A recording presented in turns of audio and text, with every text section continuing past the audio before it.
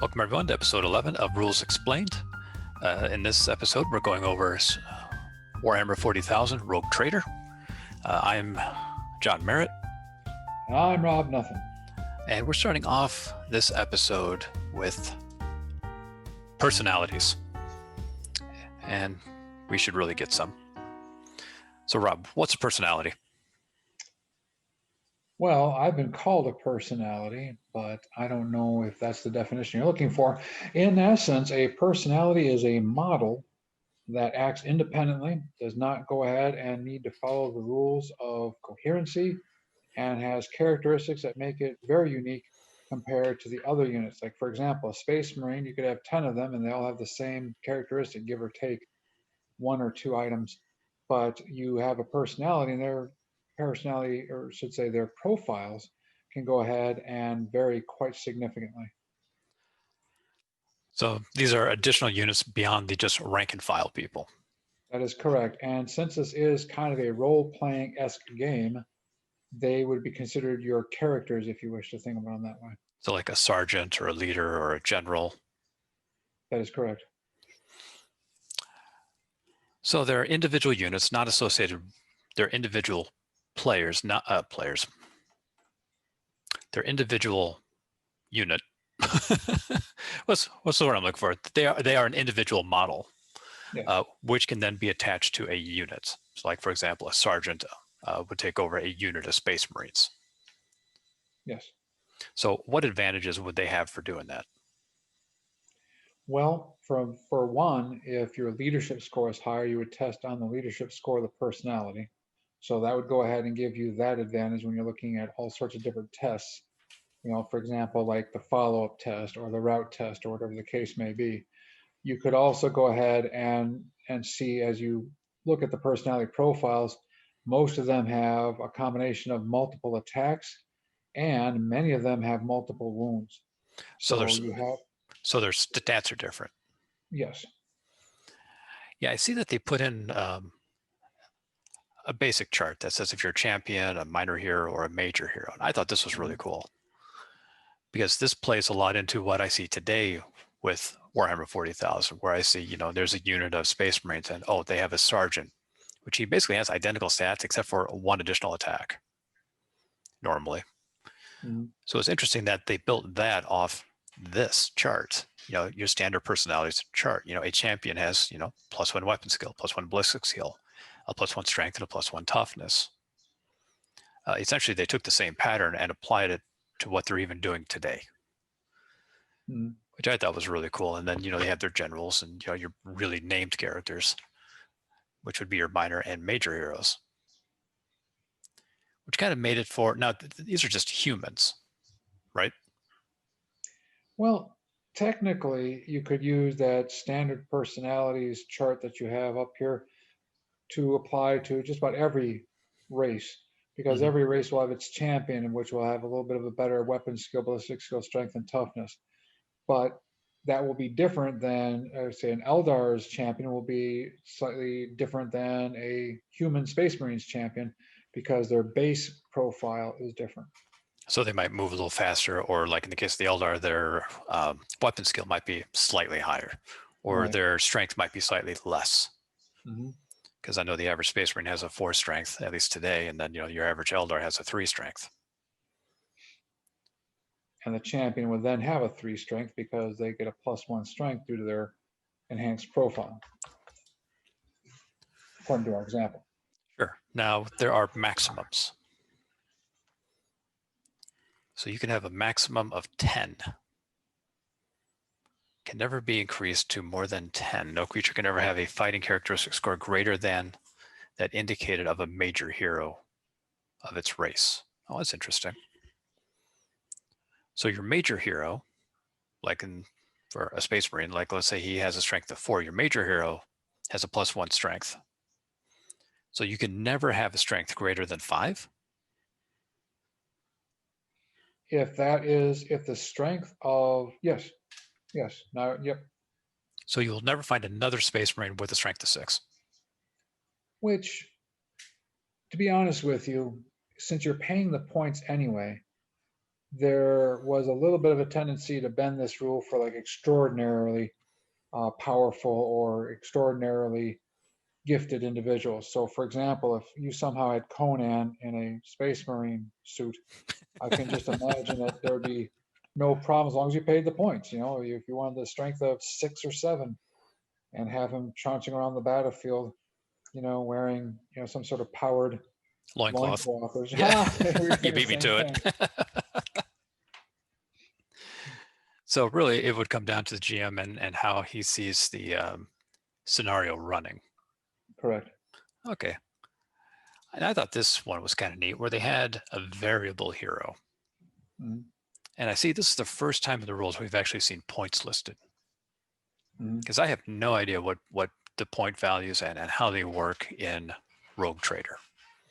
I mean, I Those will be know, covered later. okay, because I know each side gets so many points, or I'm assuming each side gets so many points, and they spend it on their troops. And the points are agreed upon by the players before the scenario begins. So it's not like in modern itinerations of the 40K game where you say, okay, we're playing a 1,000 point game. You might get together with your friends, okay, guys, we're going to play a 300 point skirmish right now or whatever, and then you determine your armies that way. But yeah, that's probably a couple episodes down the road there when we talk about points and how the points are determined and used. But variable heroes does use the point system. Okay, so I see on the chart they have, the type, the points, and then the random points. So is this like if you want to take just a static value, or if you want to chance it and roll random points, which allows you to spend it? Is this per hero, or is this like on for all the heroes? Per hero. So if Per I had hero. a champion, I would get 4 points to distribute amongst my scores in any way, Or, shape, or form that I wish. Or D6 points. You're right. okay, that's kind of cool. Now for the random hero, it also gives us the ability to roll a d20, it looks like. I mean, if we truly want to make a random hero and apply these points to that particular attribute. Yes. So this would be much like, if you think about it in a role playing sense, variable heroes works like games like Champions, for example, or GURPS, in which you're allocating points to your specific attributes to create a specific hero. The random heroes is more or less kind of like the old D&D, if you wish, where you would roll your attributes and they would, wherever the dice fell, literally is where your attribute was as far as its score was concerned. So Mhm. you would roll a d20 and then you would allocate a point to whatever they came up with, your initiative, your wounds, your willpower, if you rolled a 20 or whatever the case may be. Huh. All right, so how do I generate a character for a campaign? First, you would decide on what level you want to start your heroes out. And this goes all the way back. If the listener can remember what we talked about as far as games like Chainmail, when the first quasi role playing elements were introduced to war games, the idea is that there's only certain levels of characters. You would have your basic troop, then you would have your veteran, then you would go up to a hero, and then your superhero, generally speaking. Well, much like in those games, you would have to decide from the get-go what level of personality you would like to go ahead and start with.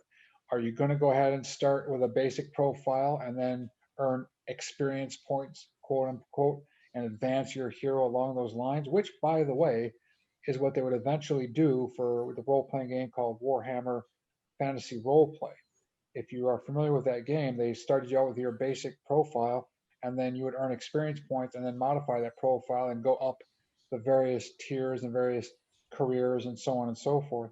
But that was basically kind of started, not kind of, but it was started here. So let's say I want to start with a basic unit. I go through a mission, I survive, then I promote to a champion. I get to distribute those points, either the random heroes or the variable heroes or the standard personality chart. Then I survive a few more battles, minor hero, and so on and so forth, using the advancement method that you agree upon as players or if there's a GM in control. That would be really cool for campaigns. Yeah. If you have like 4 or 5 guys together and you guys are, on ongoing summer, battles, that would actually be really slick. We did that for just like you said, for a summer, and we went ahead and created individual personalities. We started them out at the champion level, though, just to go ahead and give them some fighting chance, and those who survived advanced, and those who did not, we just rolled new characters. And that was kind of the interesting thing about the game, is that you really did not feel too much attachment to your character at the early stages because it was such a basic profile in many ways. And the inevitable demise in the grim and dark future was not as painful, say, as in other games where you invest so much time in your character, and just to see them die suddenly was traumatic in many cases for some people. Oh, yes, because in this game, if you die, you will not be missed. Don't get attached. Yes, there you go. Right on. Now, it also says there's a small chance that they may have psychic powers. Yes. And don't forget, you were talking about generating characters for campaigns. You can see there's improving a character's profile in campaigns. So the game here does include ideas for this advancement. As a matter of fact, they go ahead and mention Warhammer Fantasy Roleplay quite predominantly there as well. But yes, now if you go to psychic powers, there is that chance that you can have psychic powers. And that's another aspect of personalities that we did not discuss, is that a personality can indeed have those psychic powers, which is the next unit. And the psychic powers are quite interesting. And I can't wait for us to talk about that next episode, because they remind me of psionics. They remind me of spells. They can be interpreted in so many glorious ways that are so far different than the ways that are being used in the modern versions of the Warhammer 40K game. It is very different. As I was flipping through this, I think it's funny how they call it psychic powers, and then you enter the psionic part of the book. So they're using two different words, basically meaning the same thing. Yes. And as a matter of fact, if you look, and this is a little preview of the psionics psychic section, they even have a sentence there that says, within human societies, they might be called witches, warlocks, telepaths, or one of countless other names. You might call them wizards if you're in a very primitive environment, or you might just call them psychers if you're in a more advanced environment. Again, getting back to what I keep mentioning, this game is beautiful in the sense that you can do any scenario, any way, any situation. You're not just locked into the future, as many of the 40K games are after Rogue Trader. So in this episode, this is a really short episode. So we went over heroes, named characters. These are your sergeants, your lieutenants, your captains, your primarchs. Eventually will be the primarchs. And that's how to roll them, and that's what they mean. And what's interesting, one last final comment, is that for this game, which is advertising itself, if you wish, on the concept that this is a rogue trader, this is a game which involves personalities, this is a game which is supposed to be quasi role-playing in nature, that this is perhaps the shortest section of the entire rulebook. And has the biggest effect on the game, which I think is interesting, because when a personality takes over a unit, their leadership takes over that unit, which is huge, because we've learned that for falling back and advancing and psychology tests. So it is actually a pretty big deal. All right, guys, with that said, you can find us on Facebook, you can find us on iTunes, Spotify, you can find us on YouTube. I'd like to thank Ethan Peebles for the music. He did a fantastic job. I always forget to thank him for that. Thank you for listening. If you have any questions, any comments, please email us at rulesexplained@gmail.com. I'm John Merritt. And I'm Rob Neville. Guys, thank you for listening. Adios.